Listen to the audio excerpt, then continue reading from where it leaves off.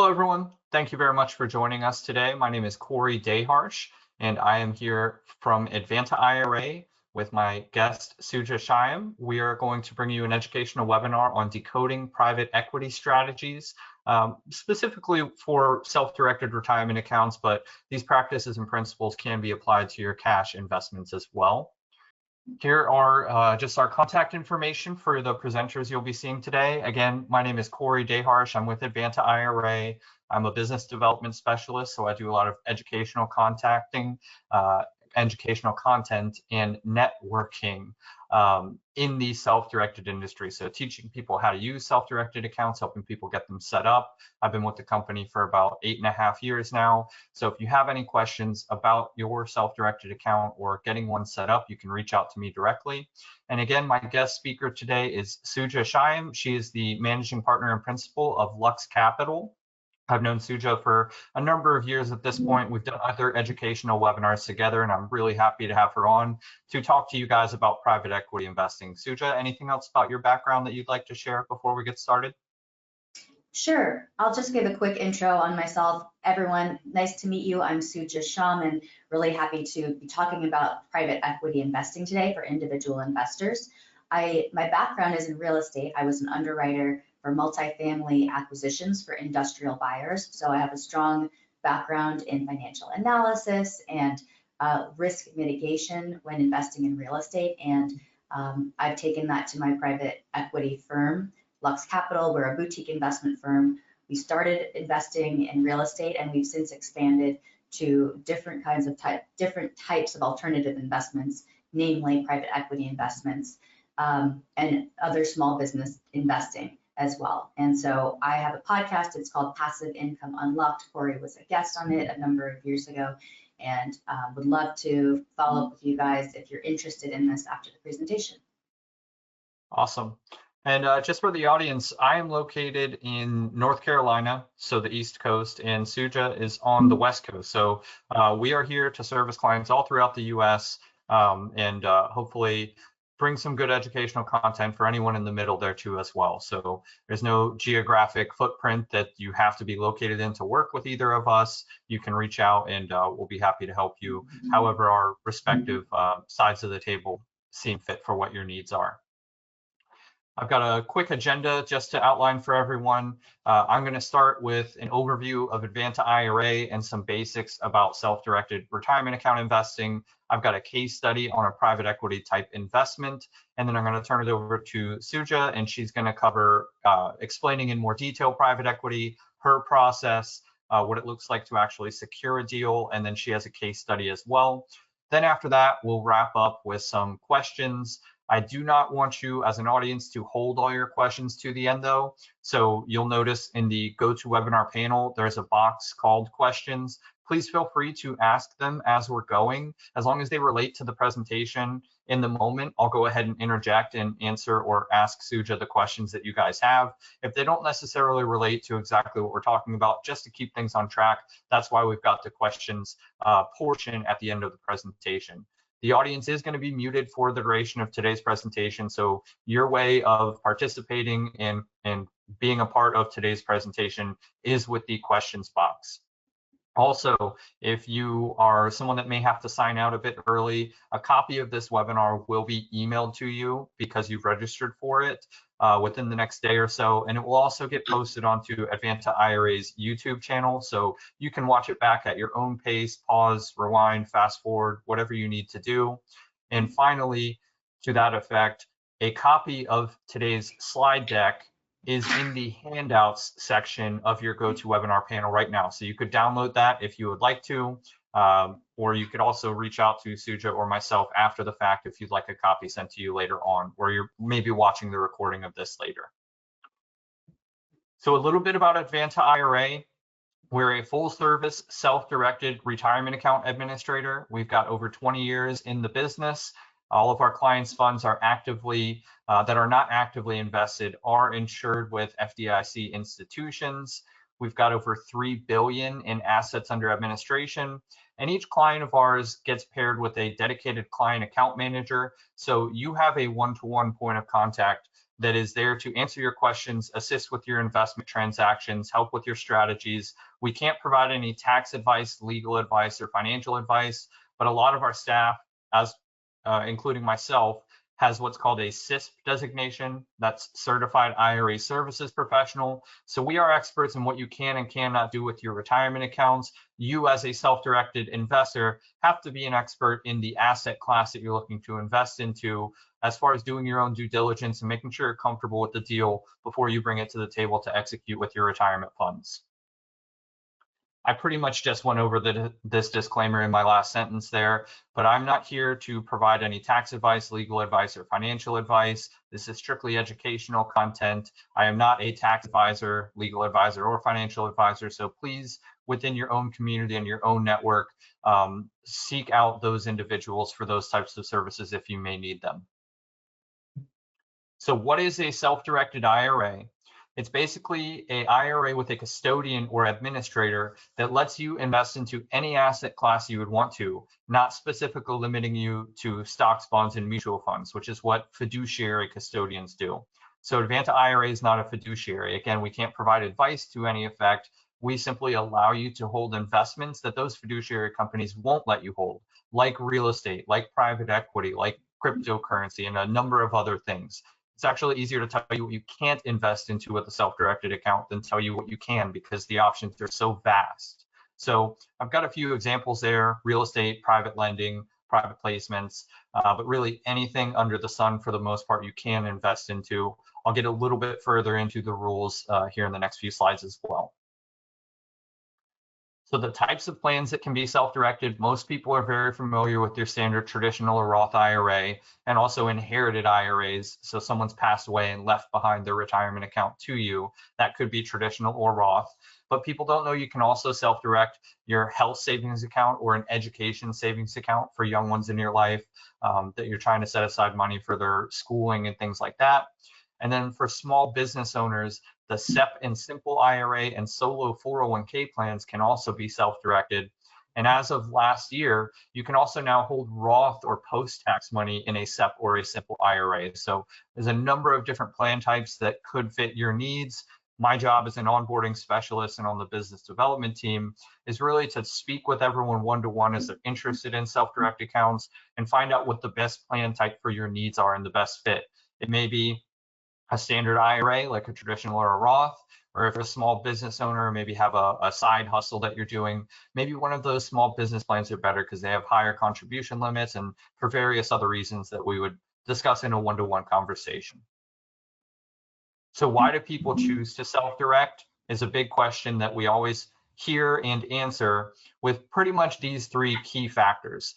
New source of capital. So if you're someone that's already doing private equity investing and you didn't know until now that you can also do that same investment strategy with your tax sheltered retirement money, it's a new source of capital. You can maybe double your private equity investments because you're tapping into your retirement dollars, or any other strategy for that matter. It's just new capital that you can already place into investment strategies that you know how to earn money with, as opposed to putting your money with a fiduciary and hoping and having your fingers crossed that they're doing well with your money and they're earning a good return. If you know how to drive better returns than the risk of having someone else try to drive it for you, why not at least diversify and do some self-directed investments?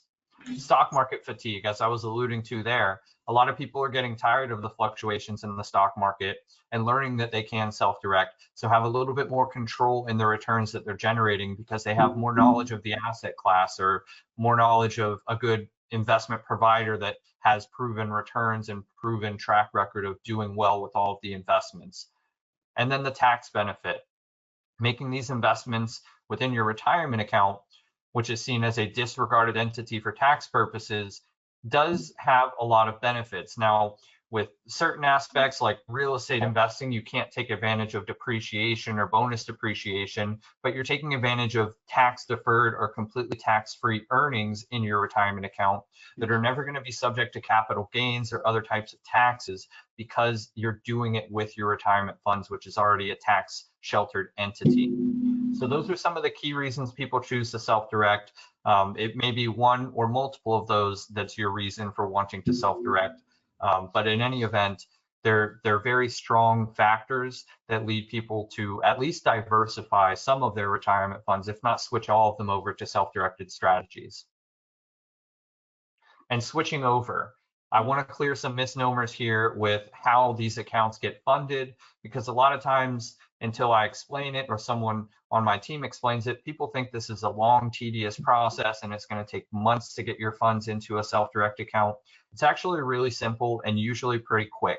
If you have an existing IRA and you're moving funds from IRA to IRA, what that's called in a technical capacity is a custodian to custodian transfer. Those are typically facilitated just by filling out our transfer request form. So you fill out the transfer form for the company you want to receive the money, and they submit that to the company currently holding your IRA. And in most cases, that's done with a wire within about 3 to 5, 5 to 7 business days. There's some companies out there that take a little bit longer or have a little bit more requirements, like mailing original paperwork or getting a medallion guarantee, which is like a notary in the finance world. But we have a great list and catalog in our CRM of all the custodians out there, or if not close to all of them out there. And we could tell you from the point you're completing your application what you should expect for a lead time for getting your account funded. But it's usually going to be within about a week. There's no tax reporting or documentation for a IRA to IRA transfer. Now, the other way that people fund these accounts is by what's called a rollover. Most of the time, a direct rollover, meaning you have an employer-sponsored plan and you're trying to move funds out of that into a self-directed IRA account. So what you have to do in this case is do a distribution out of your employer-sponsored plan, which is documented to the IRS. It is reported that you take a distribution, but as long as you directly roll over those funds into a new qualifying plan, there's no tax consequence. And the rollover in is also reported to the IRS so that you do not have any tax consequence as long as all the money's rolled and it's a direct rollover, meaning you didn't take personal possession of that money. It went straight from retirement account A to retirement account B. Again, that is reported. The distribution on Form 1099-R, specifically in Code G or as Code G, and then the rollover in is reported on Form 5498. You can do direct rollovers as many times as you want to, and there's no specific dollar limitation either. So it's a very easy, smooth way to do it. I will say it takes a little bit longer than a transfer because 99% of the time, your current administrator is only going to send a check, and then that check's subject to a standard deposit hold when it's received of 7 calendar days. So you're looking at about a week and a half or so based on the mail time and the deposit hold time before you're ready to fund an investment if you're doing a direct rollover. Now, the final way that people fund these accounts is what's called an indirect rollover. This is also sometimes referred to as a 60-day bridge gap or 60-day loan. An indirect rollover means you're doing the same distribution I just described, but you're making those funds payable to yourself and putting them into your own checking or savings account.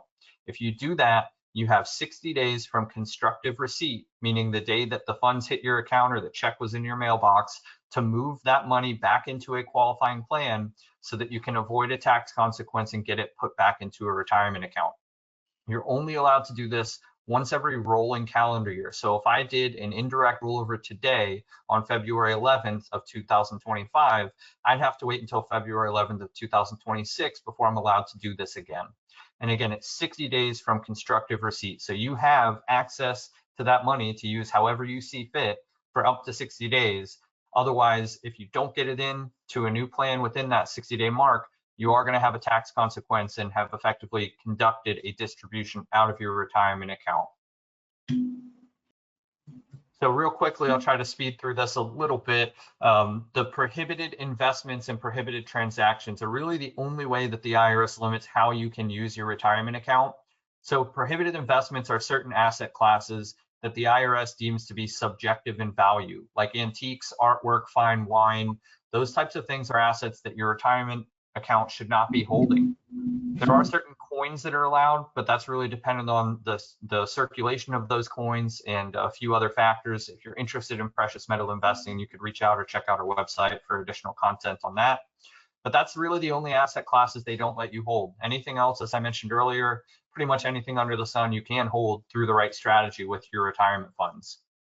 The only other way the IRS limits these accounts is by labeling certain individuals close to you as disqualified persons. And those are typically your parents, your children, any businesses that those individuals own, and or yourself and your spouse, including businesses that you own or control day-to-day operations of. So you're not allowed to transact with disqualified persons, but you can partner with them. So myself personally, out of my savings and my retirement account, can both make a private equity investment. But if my self personally is like on the general partnership side of the private equity firm, then I can't really do that deal with my retirement funds because that falls under disqualified persons rules. So just a simple example there applying to kind of today's webinar topic, but it goes across the board for any investment strategy. I can't own a piece of rental property and have my son live in it and pay rent back to my retirement account. Those types of things fall under the disqualified persons rules. Here's a quick chart and a little bit more information.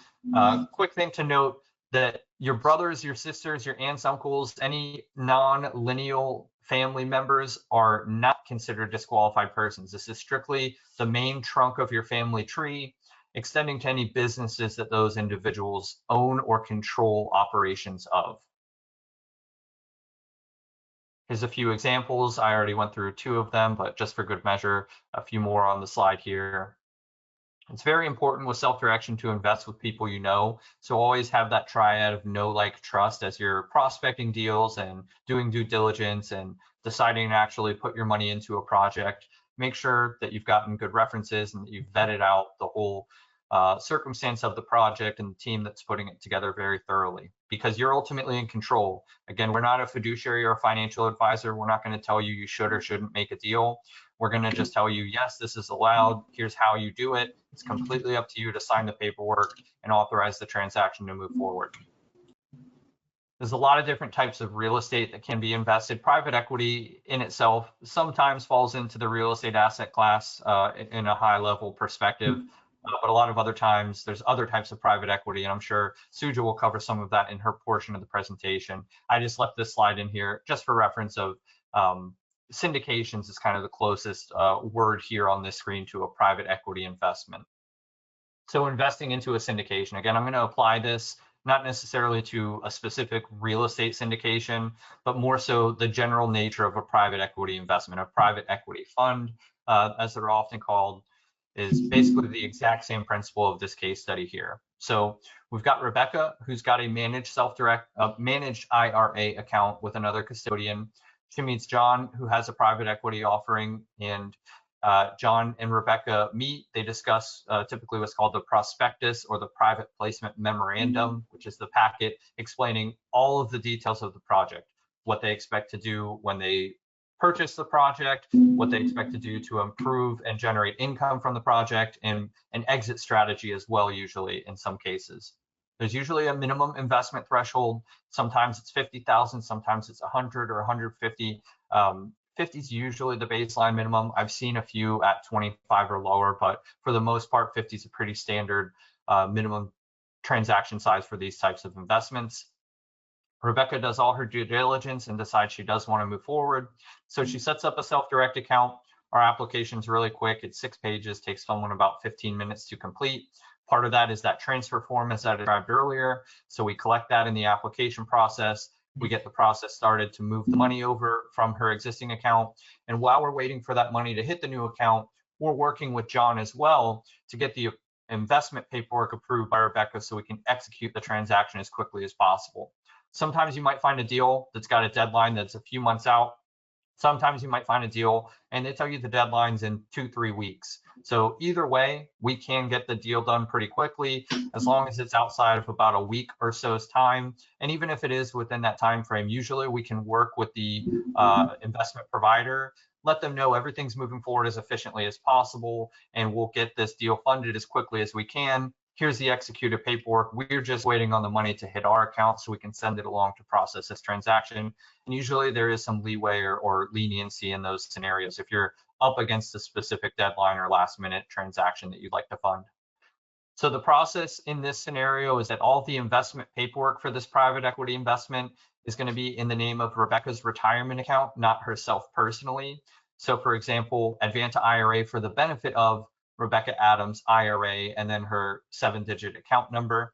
The tax ID number on all the paperwork is going to be the retirement account tax ID, or specifically Advanta IRA's trust tax ID, which relates to the retirement account, not Rebecca's social security number. So she won't have any tax liability or any tax documentation personally for making this investment.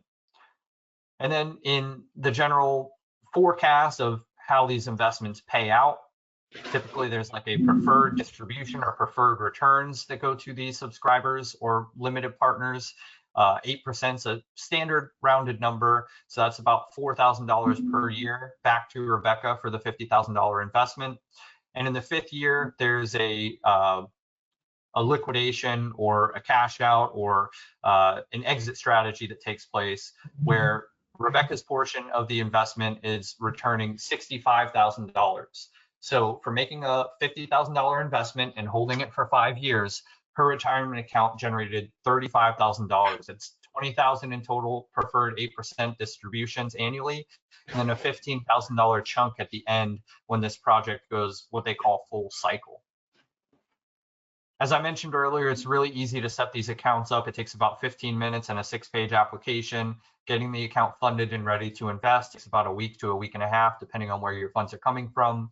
And then finding the investment, if you haven't found it before you start this process, is really your discretion and your job as a self-directed investor. So there's a lot of networks out there that you can join and participate in.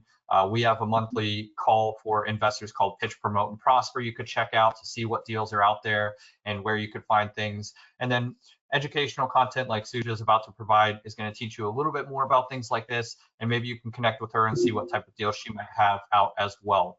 A lot of educational content. We do this type of webinar twice a week, every Tuesday and Thursday. We have a podcast called the Alternative Investing Advantage podcast you can check out anywhere you find your podcasts. And we have blogs on our website too. That's a lot of great educational content about the self-directed industry.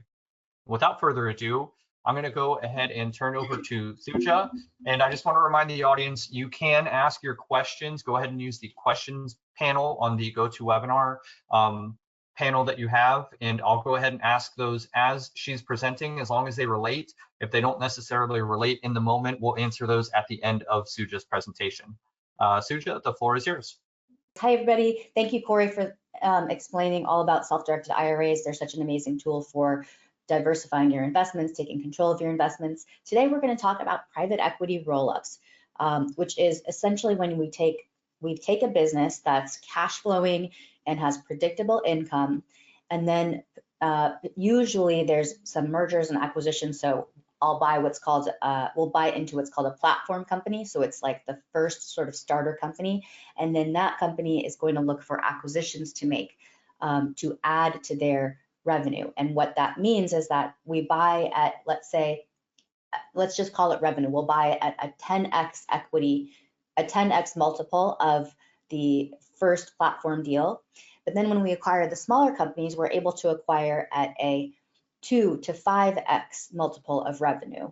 And so by doing that, when we get the whole suite of companies together, then we can exit at a higher multiple, like a 10x to 14x multiple when we sell to a private equity firm. So that's the game here. And we're going to talk more about that. So let's just talk about alternative investments and why we're looking at them in general. As you guys know, most investors are looking for a higher return, diversification, and access to quality opportunities, and private equity falls within that, and we're going to talk about how. We can go on. So where private equity falls in terms of a return scenario is that usually you're going to be looking at higher potential returns than real estate and lower potential returns than venture. So with real estate, oftentimes that folks are looking to double their money in about 5 years. So with private equity, sometimes the timeline can be shorter, sometimes it can be similar, a 5 year, sometimes it can be longer. But we're usually looking to achieve maybe say a 5 to 10x equity multiple in a shorter time frame. And venture could be much higher than that, right? But it's less predictable. It's usually there's not predictable revenue at the time. So I really like the sweet spot of private equity. So a lot of times, myself included, I started diversifying my portfolio with real estate because it was something that was understandable to me. I also professionally was trained in real estate investments and worked for companies that were purchasing real estate. But a lot of investors, I think, start with single family investing, maybe graduate to multifamily and other types of commercial real estate. In the last few years, we have seen some changes in the real estate space with interest rates going up very, very quickly, and also a tremendous new supply coming online, which has caused some softening in rents. Maybe some of you have been seeing this in what your investments are doing. So because of that, as you know, real estate is cyclical, markets are cyclical, and so it's important to look at investments that are going to be asymmetrically or non-correlated with the real estate market. So that's one of the reasons to consider looking at private equity if you can get comfortable with it. You can go on. Next slide. Okay, so we're going to do a primer, basically look at what to look for when you're even thinking about private equity, what to look for with deal structure. We're going to go through my due diligence process, how I look at deals. Of course, it's just going to be a primer because we only have a short amount of time, but I want you to have a good idea of this space and get excited about potentially looking at these types of opportunities. Okay, so let's just talk quickly about the difference between venture capital and private equity. So usually private equity, we're going to be acquiring assets with a combination of debt and equity, and there's going to be predictable revenue. With venture, it's technically private equity, but usually when you're investing in venture, the business model hasn't exactly been proven. It's still very in a conceptual phase, and that's why 1 in 20 venture companies might work out. So what I like about private equity is that you can have more certainty when you're making that investment. Next slide. Well, Suja, real quick, I just want for the audience sake, a lot of times the standard investor thinks that venture capital isn't necessarily accessible to them. It's specifically restricted to like the Bruce Waynes of the world, the multi-million and billionaires, and private equity is more so a more accessible asset class. Can you speak to that aspect as well? Yeah, for sure. So I think with venture, you are going to need to have a personal connection typically, unless there's some kind of platform where you're able to invest in a venture deal. With private equity, it's sort of similar. It can be similar in that, well, you can invest in a fund that focuses on private equity. What we're doing and what I'm doing here is we're talking about how you can kind of get in on a deal before one of the larger private equity firms is going to purchase it. So we're trying to capture even higher returns than what you would get if you were going to be investing in, say, like a BlackRock private equity fund. So yes and no. Private equity is more available to the average investor, but where we tend to focus is on deals where they're private investments. So you actually really do have to know somebody or have a personal connection in order to get into these types of opportunities that we're talking about today. Does that make sense? Thank you. Yes, okay. yes. I wanted to expand a little bit for the audience on kind of the differentiating factor there, because as you mentioned there, venture capital is technically private equity, but it's, to my knowledge and understanding, a little bit less accessible in general. So private equity is more so the lane that these types of investors would be funneling more of their attention into. Yeah, I would say so. I think also the distinction is that you can invest in a private equity fund that's kind of more publicly available, or you can invest in private equity with somebody that you have a personal connection with, and that's offering specifically a private offering. Okay, so moving on, the lower middle market. So usually that's where someone like me is focused on, 25 million to 100 million. We're looking to buy into companies that are kind of in that range, maybe a little less, but just so you're aware of just sort of the overall landscape. the core middle market consists of companies that have revenue between 100 million and 500 million, and the upper middle market is 500 million to $1 billion. Next slide.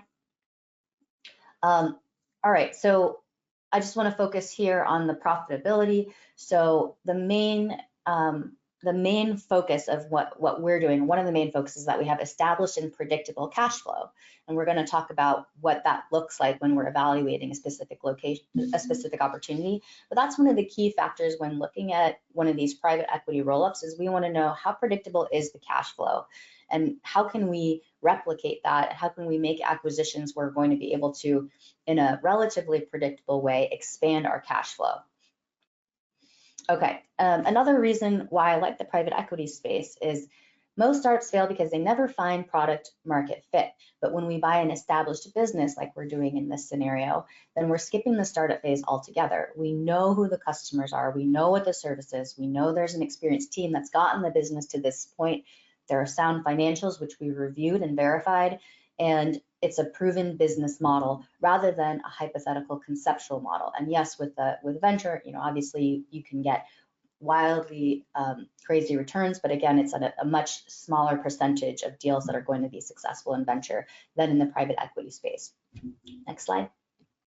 Okay, so now we're going to talk about how to evaluate these opportunities, right? Where to start. So first we're going to talk, this is just a slide of what we're going to cover today. So first we're going to talk about search criteria, how to find deals, how we conduct meetings with owners, how important it is to structure the deal properly, submitting an LOI, conducting due diligence, which is probably one of the most important phases, or where you're going to give it a red flag or a green flag to go, and then closing the deal.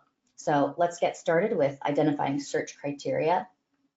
So one of the most important factors in looking at should I invest in this type of company is the industry growing faster than inflation? So just an example, coffins might not be a good investment because cremation is on the rise, right? So when you invest in industry that specializes in coffins, the industry might be slowing down. So we want to invest in growing industries. We also want to invest in industries that have been around for a long time. The longer the better, typically. That means that the business has survived booms and busts. It's more likely to have a strong reputation and long-standing customers. Now, probably most importantly, in my mind, is that the business comes with repeat revenue, and contracts are even better, right? So we want to know what the cash flow is month after month. If there's contracts in place, it means that we have an established book of business where we're already buying a book of business, and then we're just going to keep adding to it. Number three, or the next one is we want to make sure that in this company that clients are sticking around, right? What's the churn rate with this particular company? How long? What's the lifetime value, the lifetime expectation, the average that customers stay with the company? We also want to make sure that the business is not severely impacted by the macroeconomic environment. For example, new home construction, speculative homes is a classic industry that's very, very tied to how the macroeconomic environment is doing. So we try to avoid that. We also want to make sure that we have a unique advantage. And that unique advantage could be the contracts that we mentioned earlier, having contracts, so this reliable source of income. It could be a business that has no competition within a 50-mile radius. It could be that there's harder to obtain licenses, right? So you have, you can't just open up a shop and start the same business. Next, we want to make sure there's strong margins, right? I don't like to be in businesses where the margins are slim because there's just less room for error. And we want to make sure that the industry is going to exist in 20 years. We need to look at the risks, like for example, what risk does AI pose to this particular industry? What risk does outsourcing pose to this particular industry? And also, very importantly, when we're looking at a business, we want to make sure that the owner's interests are aligned with the investors. So when we're buying into a business and the owners and the operators are going to be continuing, in this scenario, we're going to buy into a business and the owners and operators are going to continue to grow the business, make acquisitions, and then as a fleet, we're all going to sell to a private equity company or some other buyer that makes sense in this industry.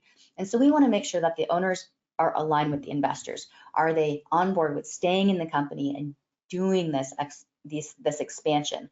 How long are they planning on being here? How committed are they? And do they have the same goals? Are our financial goals aligned? Is everybody incentivized properly as far as the financial deal terms? Okay, next slide, please. Okay, so, and again, I'm happy to take questions as they come in, as Corey mentioned, so please don't be shy. As long as they are in the flow of the presentation, we'll take them, otherwise we'll cover them after. Okay, so sourcing deals, so usually, I mean, on a very basic level, we can usually get off-market or on-market deals. Personally, where Luxe is focused, we focus on private opportunities that are off-market because that's where we feel we can get the very best risk-return ratio, where we can get an amazing return for investors with less risk.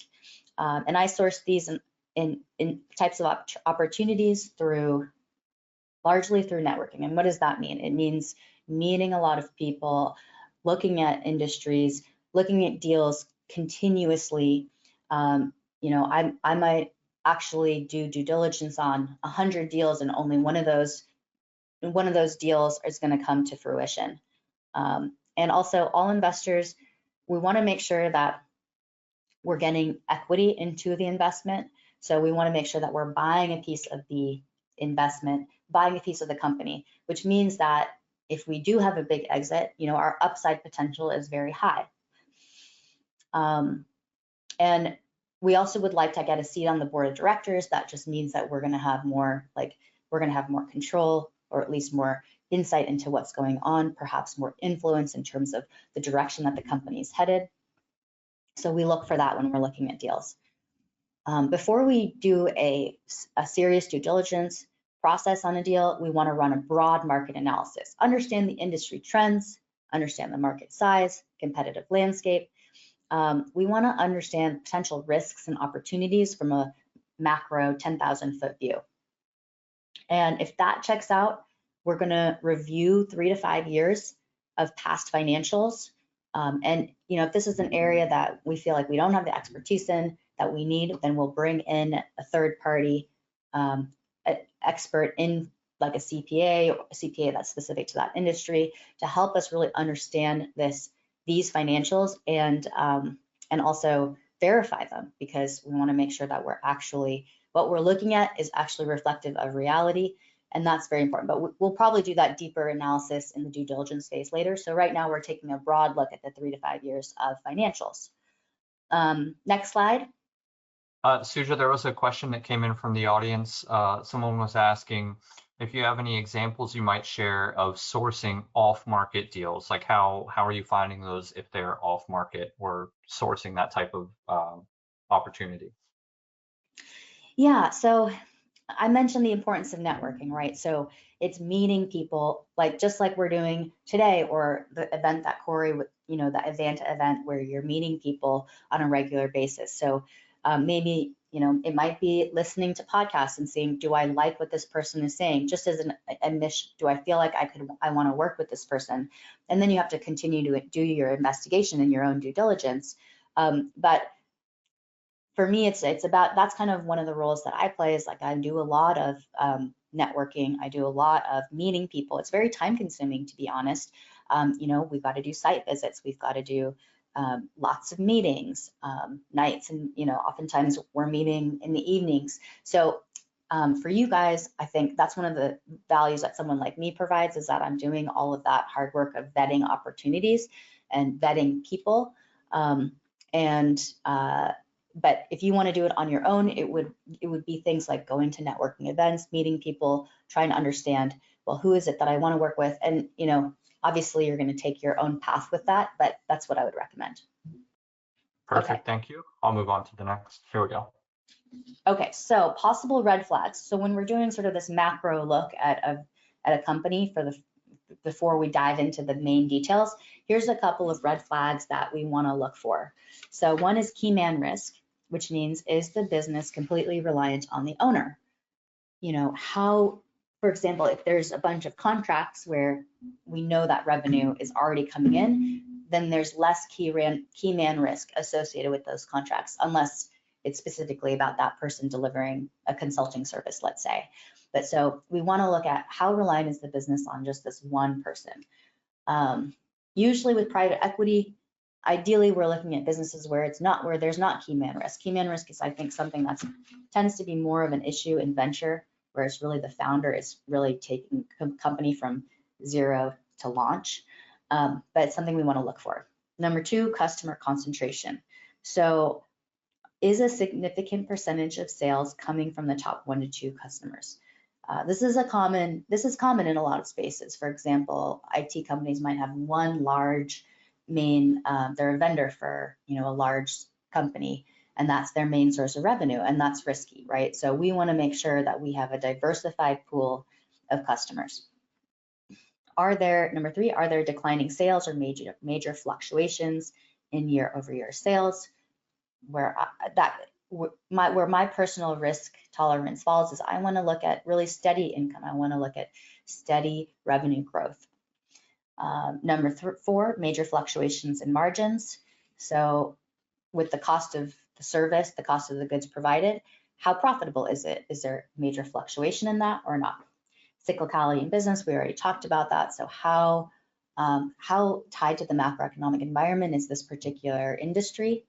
And then number six is unclear reason for equity raise. Like we want to make sure we know why the company needs the liquidity and what they're planning on doing with it in order to get to that next stage of being profitable and being so big that they can then exit to a private equity firm. So for example, we want to make sure that they're giving up some of the company, right, in order to allow us to participate in it, and we want to make sure they have a very clear vision of what they need that money for and what it's going to do for the company. Okay, next slide. So once we do that initial analysis, then we're going to meet with the owners, and this is just an initial meeting where we're going to talk about their background, what experience do they have in this space.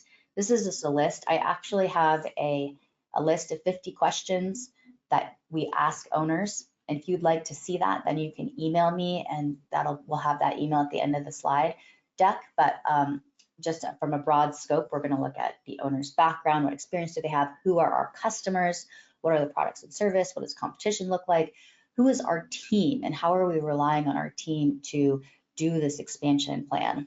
How do we do sales and marketing? What does retention look like in terms of customers? What opportunities are there in the industry as a whole? Of course, what are our costs looking like? What is the overall financial picture looking like? What are the risks in the space? And what kind of tech or intellectual property do we need? So if you want that list of questions, make sure to email me after the presentation. But for now, we'll go to the next slide. Okay, so once we've done an owner meeting and still like what we're seeing, then we'll go into valuation. So valuation is a bit of an art, but with private equity, we want to make sure that we can understand the business's assets and liabilities, how it's positioned in the market, and we want to be able to, with some clarity, model out its future earnings potential. And we also want to be able to look at recent transactions of a similar size in the industry. EBITDA is a term that stands for, essentially, it's kind of like a profit.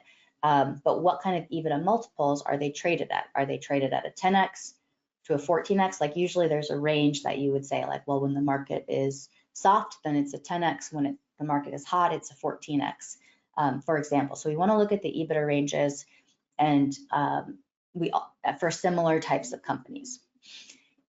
A bonus is, have any offers being made by a credible buyer? Are there any offers on the table? And sometimes you can actually get a valuation by looking at an offer on the table. Of course, an offer is usually just a starting point for a conversation, but it's another data point to look at when we're trying to evaluate, well, how much is this company worth? So essentially, we want to look at the cash flow. We want to look at what is the market paying for transactions of this type and this size, and have any offers been made? Okay, next step. Now we're going to go into deal structure, or continue on deal structure. So earnouts. So this is another consideration that we want to look at whenever we're looking at a private equity deal. So earnouts are contingent payments tied to performance. And one of the things that it does is it makes a great way to bridge valuation gaps between the buyer and the seller. So the buyer thinks that the company is worth 50 million and the seller thinks it's worth 75 million. So earnouts are a great way they can be a great way if they're structured properly to make sure that the buyer and the seller can come together. And so usually what that means is that, let's say we buy into a property or buy into a company, then the owner is going to get certain payments based on whether we're hitting our revenue targets or not. And so usually it's around 1 to 5 years. It can be tied to our revenue targets, our EBITDA, and there's different ways to structure those, which will depend on what's in the interest of both parties. So earnouts are something to look at when we're looking at valuations and deal structure, because we want to make sure that when we're going into an investment that we have some degree of certainty or some degree of skin in the game from the owners to make sure that we're going to see the types of results that we're projecting. All right, next slide. Okay, so deal structure, continuing on. So we want to make sure that we understand the transition plan and any consulting/employment agreements. So who is staying on to the company? Hopefully everybody is staying on in the model that we're currently talking about. What is the transition plan looking like? What are they going to be getting paid once we do the deal? And we also want to make sure that there's non-compete agreements, right? So let's say we buy a platform company and then that company wants to make an acquisition. We want to make sure that that new acquisition has a non-compete agreement with us, which means that they're usually not going to compete with us and open up a new shop and take all of our customers the next year. So usually those are going to be for 5 years. That's the most common. We also want to make sure that we understand the owner's capacity to operate the business, like what other irons do they have in the fire, how long will they need to stay on, what's their long-term view and vision, and how are we building that into the terms of our agreement. And lastly, we want to make sure we understand what we're purchasing into exactly, what's included, assets, inventory, real estate, what are we actually purchasing along with our interest in the company. Next slide. Okay, so at this point, we haven't done our full due diligence yet, but we've gotten to a point where we're like, okay, we like this company. We're going to submit an attorney, or we're going to submit an LOI. We do have a template, which is useful to understand because it has a lot of boilerplate language that if you can review it, then you can kind of educate yourself and understand what types of things we're going to be looking for in an LOI. But at this point, we usually like to engage an attorney at this stage just to make sure that our interests are protected as we move through the due diligence process. Next slide. Okay, so due diligence. This is one of the most important parts of the whole thing, conducting due diligence. This is where we really get into the weeds, get into the finer points of what is actually happening in this company, verify a lot of what we've already understood.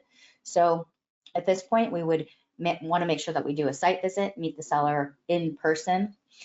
This is the time to evaluate the quality and condition of any physical assets, to understand the supply chain, operational processes. We want to assess the management team and workforce in detail.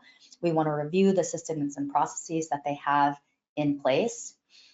So that's usually what's entailed in operational due diligence. With financial due diligence, the goal is to make sure that the numbers of the business match up against what the seller has provided. So we will oftentimes engage a CPA that's experienced with small businesses, M&A transactions.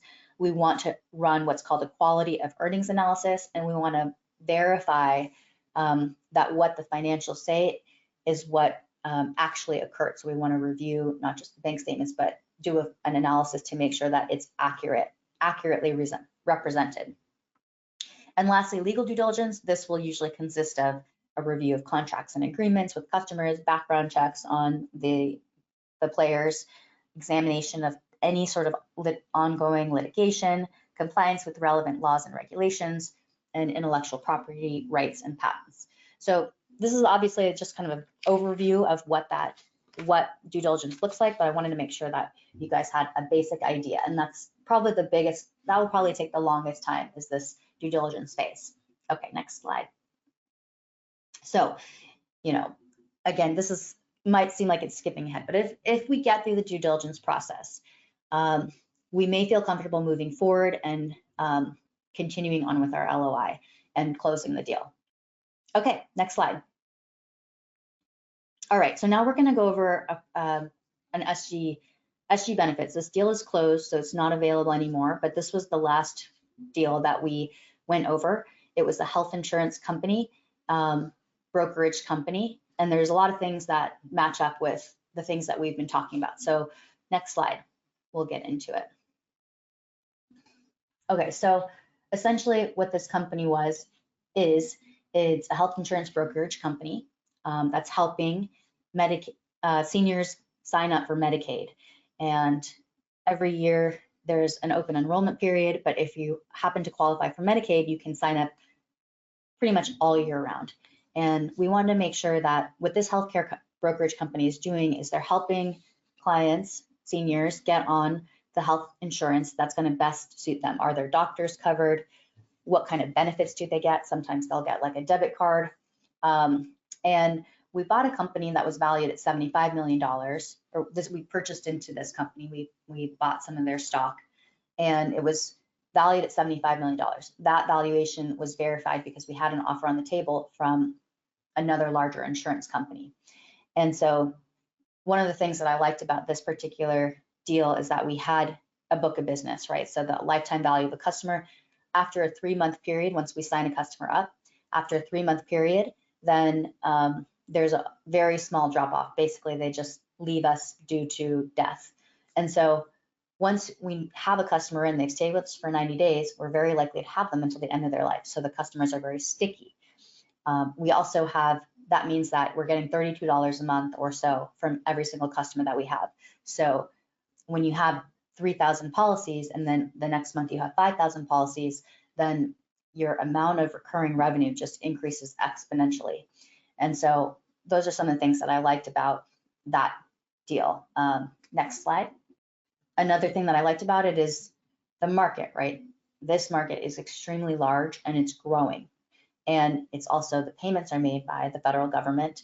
And so the payments are, you know, we're not subject to macroeconomic swings. So I really liked just how stable this industry was, how predictable. Insurance is, you know, kind of boring, but it's one of the largest expenses that we have as a country. And it creates a very stable revenue stream. So we have a basically expanding customer base.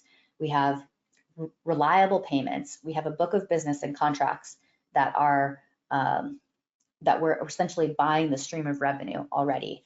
And we have an excellent team in place. So we'll get to that in just a second, but next slide. So we want to focus on one thing about this company is that, you know, they're really helping people, right? Like I sat in on calls and I understood to just get a flavor, and I can understand that helped me understand like how we are really helping seniors get the best health insurance coverage that they need, right? Health insurance is such a pain. I think we all know that. And with SG benefits, we're really providing an excellent service for these folks and really helping them get the debit cards that they want so that they can have a little bit of extra cash and make sure that they're covered, that their doctors are covered, etc. Next slide. Okay, so actually at this point, I think we'll just fast forward to, I think maybe the last slide so we can talk about the financial projections. Yeah, this one. Okay, so this is where we talk about the projections. Okay, so we are targeting a 5.3x equity multiple in 2 to 3 years. And how do we do that, right? And so when you look at these sales multiples, then this is how we might sell at a 5x equity multiple, 7x, 10x, or 14x. So the 10x we feel like is pretty conservative, but the 5x is like the minimum that we think that we would sell for. And so what is our EBITDA? So if you look at the 18, 24, 32, 40, so we're currently at maybe say $5 or $6 million in EBITDA. And as soon as we start to make these acquisitions, which we can do, we can grow very quickly. We have an excellent sales team, an excellent training team.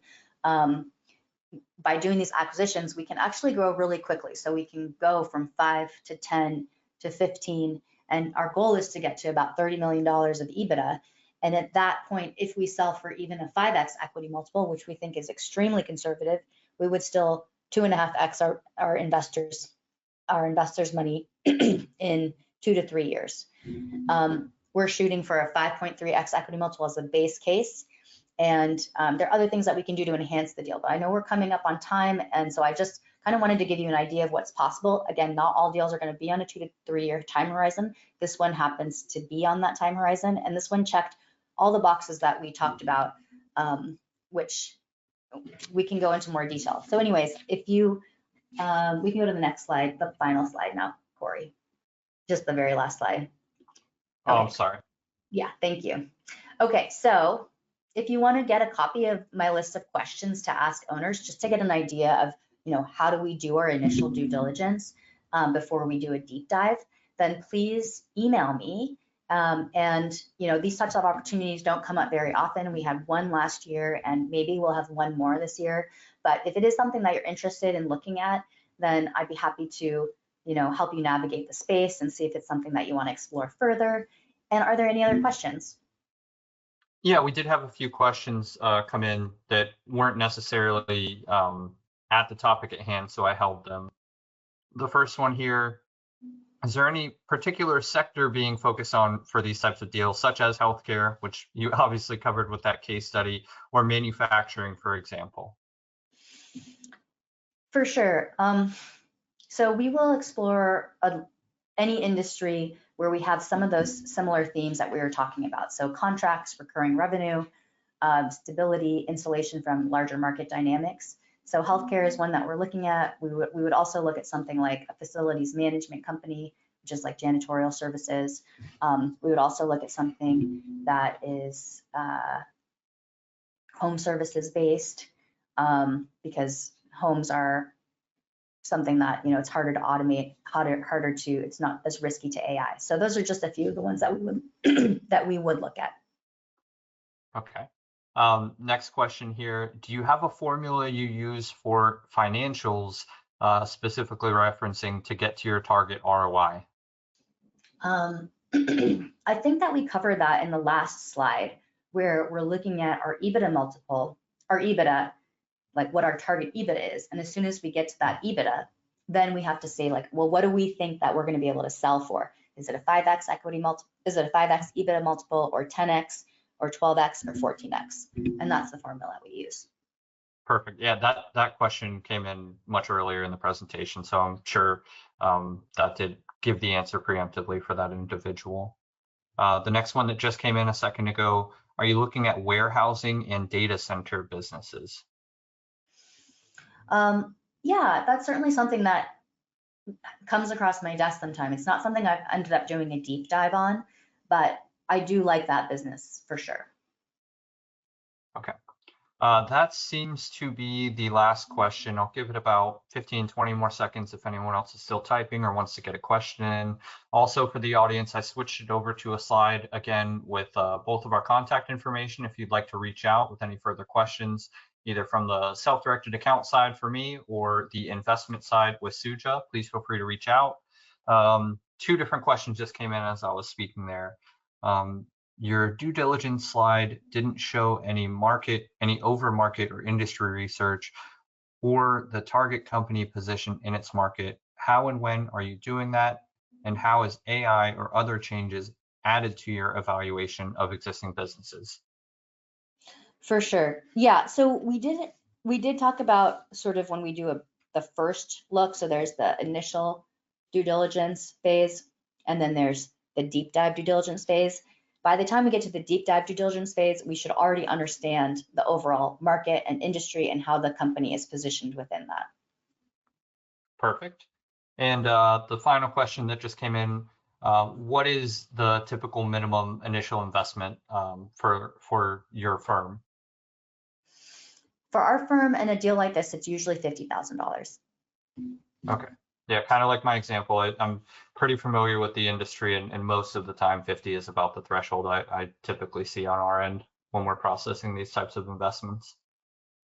So that pretty much concludes it. Again, if anyone else wants to reach out to either of us with specific questions, or as Suja mentioned, a few additional resources like her questions and things like that, please feel free to reach us directly. We'll be very happy to help. Thank you all for your time and participation today. Hopefully you're walking away with some great new information about private equity investing. Suja, thanks again, as always, for coming on and educating our audience and helping me out with these types of webinars. I really look forward to the next one we do together, I'm sure, in the future. And any final words for the audience from you? My final words are just thank you for coming and learning about this. I think the space is super exciting, and the first step is to open your mind to understanding about different kinds of investment opportunities, and the next step is learning, and you guys are taking that step right now. So if you're interested in getting even more comfortable or interested, I'm happy to be of service to you in that way, and I hope to connect with you after the call. All right. Thank you all so much. Have a great rest of your day, and we'll see you next time.